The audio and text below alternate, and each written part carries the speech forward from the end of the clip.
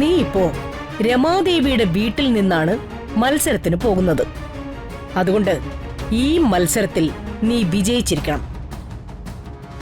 നീ പരാജയപ്പെട്ടാൽ അതിന്റെ ക്ഷീണം ഈ കുടുംബത്തിനാ, പ്രത്യേകിച്ച് ഈ രമാദേവിക്ക്.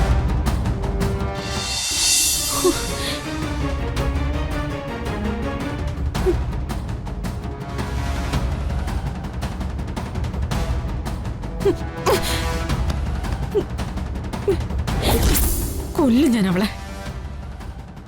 എന്റെ മഹിയെ എന്നിൽ നിന്നും തട്ടിയെടുക്കാൻ ശ്രമിക്കുന്ന അവളെ ഞാൻ കൊല്ലും.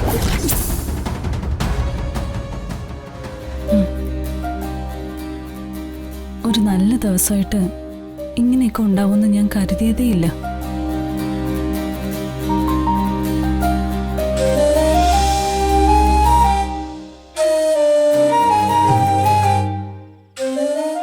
എന്തുപറ്റി?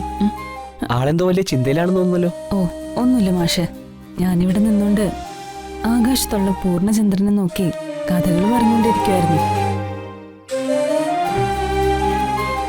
ഈ പൂർണ്ണചന്ദ്രൻ മാസത്തിലൊരിക്കലേ തെളിയാറുള്ളൂ. ഇവിടെ എപ്പോഴും സൂര്യനായി ഞാൻ നറുനിലാവ് പൊഴിച്ച് തന്നോടൊപ്പം നിൽക്കുന്നില്ലേ? തനിക്ക് പറയാനുള്ള കഥകൾ എന്നോട് പറഞ്ഞൂടെ? ചിന്നുവിന് പറയാനുള്ള കഥകൾ എന്നോട് പറഞ്ഞുകൂടെ എന്ന്. എന്തുപറ്റി? എനിക്കിവിടെ എന്റെ മനസ്സ് തുറന്ന് സംസാരിക്കാൻ ഇയാള് മാത്രമേ ഉള്ളൂ. ഞാൻ രമാദേവിയുടെ മകനാണെന്ന സത്യം ചിന്നുവിൽ നിന്നും മറച്ചു വെച്ചത് അവൾ തിരിച്ചറിഞ്ഞിട്ടുണ്ടാവുമോ? സംശയം ഉണ്ടാവുന്ന രീതിയിലുള്ള സംഭവങ്ങളാണല്ലോ ഇന്ന് ഈ വീട്ടിലിറങ്ങിയേറിയത്. ബഹളങ്ങൾക്കിടയിൽ എന്നെക്കുറിച്ചുള്ള സത്യങ്ങളെല്ലാം ചിന്നു തിരിച്ചറിഞ്ഞിട്ടുണ്ടാവുമോ? ആളെന്തോ ആലോചനയിലാണല്ലോ. എന്റെ ചേച്ചിയാണ് ഈ വീട്ടിലെ മരുമകളായ ഐശ്വര്യലക്ഷ്മി എന്ന സത്യം ഞാൻ മറച്ചു വെച്ചു. അതെങ്ങാനും തിരിച്ചറിഞ്ഞിട്ടാവോ ഈ ചിന്ത? അതറിയാനാവോ എന്നോടിപ്പോ സംസാരിക്കാൻ വന്നത്? ഇന്നത്തെ പ്രശ്നങ്ങൾക്കിടയിൽ ചിലപ്പോ എന്തെങ്കിലും സംശയം തോന്നിക്കാണും. എന്താണോ ഒന്നും മിണ്ടാത്തത്? ഞാൻ മാത്രമല്ലല്ലോ മിണ്ടാത്തത്. എടോ, ആവശ്യമില്ലാത്തൊക്കെ മനസ്സിലെടുത്ത് വെച്ച് വെറുതെ മനസ്സ് വിഷമിപ്പിക്കല്ലേ. ഞാനില്ലേടോ തൻ്റെ കൂടെ. ഒരു സുഹൃത്തെന്ന നിലയിൽ എപ്പോഴും ഞാൻ ചിന്നുവിനോടൊപ്പം ഉണ്ടാവും. ഇനി ചിന്നുവിന്റെ മനസ്സിനെ അലട്ടുന്നത് എന്താണെന്ന് എന്നോട് പറഞ്ഞൂടെ?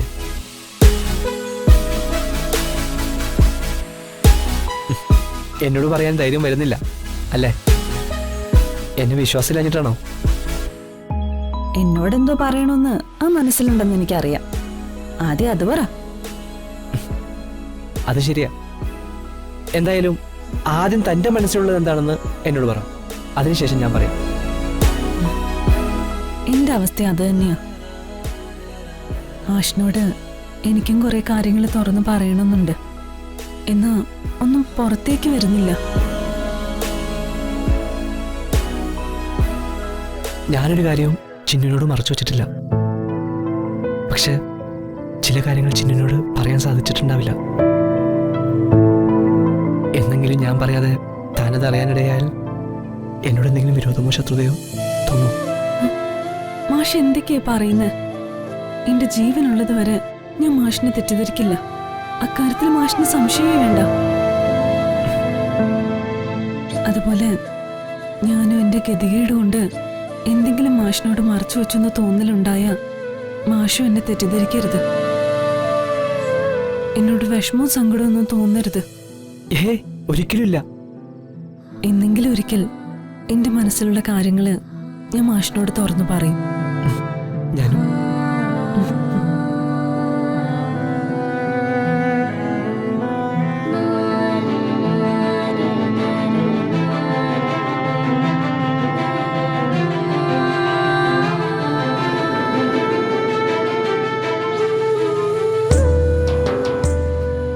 എന്തുപറ്റി? എന്തിനാ നേരത്തെ പോകണമെന്ന് പറഞ്ഞു വാശി പിടിക്കുന്നത്? ഇത്ര നേരത്തെ കോളേജിൽ പോയിട്ട് എന്ത് ചെയ്യാനാ? നമുക്ക് ഡ്രാമ പ്രാക്ടീസ് ചെയ്യണ്ടേ? ഡയലോഗുകൾ ഇതുവരെ കാണാതെ പഠിച്ചിട്ടില്ല. ക്ലാസ് തുടങ്ങിയ പിന്നെ അതിന് സമയം കിട്ടില്ല. ഇപ്പൊ നേരത്തെ പോയാലേ അവിടെ അധികം സ്റ്റുഡൻസ് ഒന്നും ഉണ്ടാവില്ല. നമുക്ക് സൗകര്യമായിട്ട് ഒരു സ്ഥലത്ത് ഒതുങ്ങി നിന്ന് നാടകം പ്രാക്ടീസ് ചെയ്യാം. ആ, അത് ശരിയാ. ഈ സമയത്ത് കോളേജിൽ പോയാ റോമിയോയും ജൂലിയറ്റും മാത്രമേ അവിടെ കാണൂ. റൊമാൻറ്റിക് ഡയലോഗുകൾ പറഞ്ഞു പഠിക്കാൻ പറ്റിയ നല്ല അന്തരീക്ഷമായിരിക്കും. മാഷാണത്രേ, വഷളം മാഷ്. എന്നാ പോവാം. ഉം. വാ കേറ്. എടി ചിന്നു, ഇവിടെ വാ. ഞങ്ങൾക്ക് കോളേജിൽ പോകാൻ നേരമായി. ഇപ്പൊ തന്നെ വൈകി. വൈകിയാലൊന്നും സാരമില്ല. രമാമായി ചിന്നുവിനെ കാണണമെന്ന് പറഞ്ഞിട്ടുണ്ട്. എന്തോ അത്യാവശ്യമാണ്.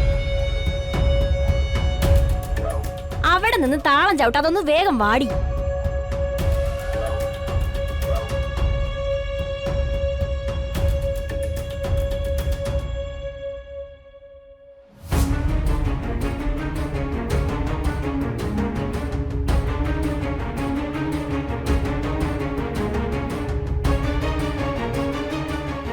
അമ്മായി, ദേ ആ അഭിനയ പ്രതിഭ എഴുന്നള്ളിക്കൊണ്ടിരിക്കുക.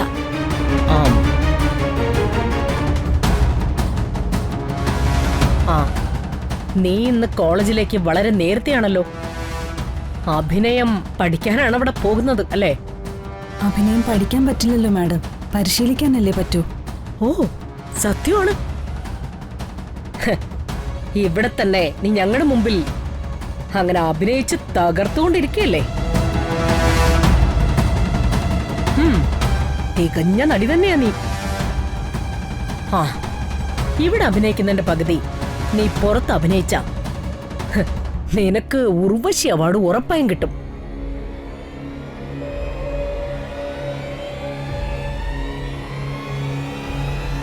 നിന്നെ ഞാൻ പലപ്പോഴും വഴക്കു പറയും, കോളേജിൽ പോണ്ടാന്ന് നിർബന്ധിക്കുകയൊക്കെ ചെയ്തിട്ടുണ്ട്.